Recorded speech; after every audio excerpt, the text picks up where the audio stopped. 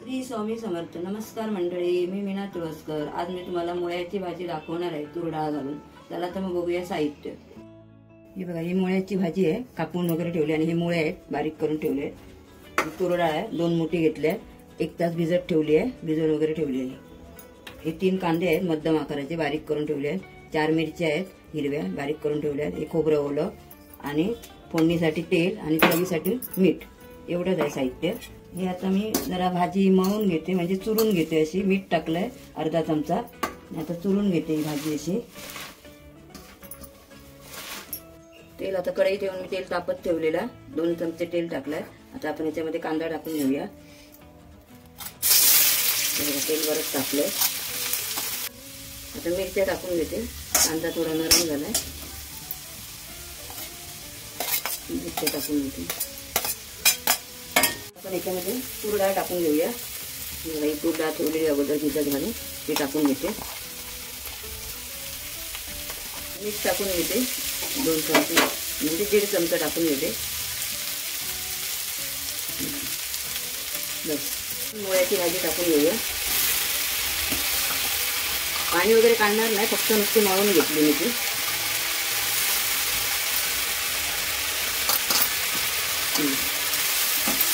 तर गॅस मी स्लो ठेवलेला, आता फास्ट करते आता जरा. आणि आता हे पूर्ण ढवळून घेऊन अर्धा ग्लास याच्यामध्ये, अर्धा ते 1 ग्लास पाणी घालायचं, कारण डाळ पण शिजली पाहिजे ना.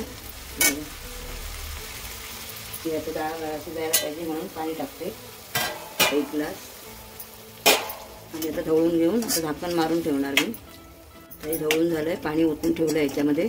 10 ते 15 मिनिटं लागते जरा शिजायला. आता मी झाकणे मारून ठेवते याला, म्हणजे आतमध्ये शिजेल डाळ पण आणि भाजी पण. 10 मिनिटं 15 मिनिटं ठेवायची, म्हणजे जशी शिजेल तशी. मध्ये एकदा उघडून बघायला पाहिजे. शिजल्यावरती मग खोबरं घालायचं. 10 मिनिटं होऊन गेली आहेत. आता आपण खोलून बघूया.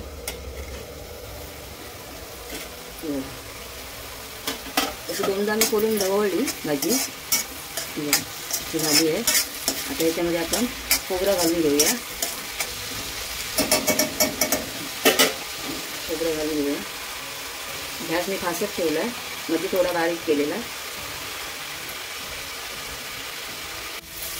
आता ढवळून घेते पूर्ण. खोबरं टाकलं ना आता याच्यामध्ये. आणि डाळ पण बरीच शिजलेली आहे, म्हणजे एकदम शिजली नाही पाहिजे, थोडी दाताखाली आली पाहिजे. चांगली डाळ शिजली आहे. तुरीची डाळ आहे. थोडंसं पाणी आहे. आता सुकली पूर्ण, पाणी संपूर्ण आटलं बघा. झाली आता व्यवस्थित भाजी. खोबरं वगैरे सगळं मिक्स केलं. ही जर रेसिपी आवडली असेल तर लाईक करा, शेअर करा, सबस्क्राईब करा आणि कमेंट करा. आणि नक्की करून बघा. तुरीची डाळ घालून मुळ्याची भाजी नक्की करून बघा. चला आता गॅस मी बंद करते. पूर्ण आटून गेली.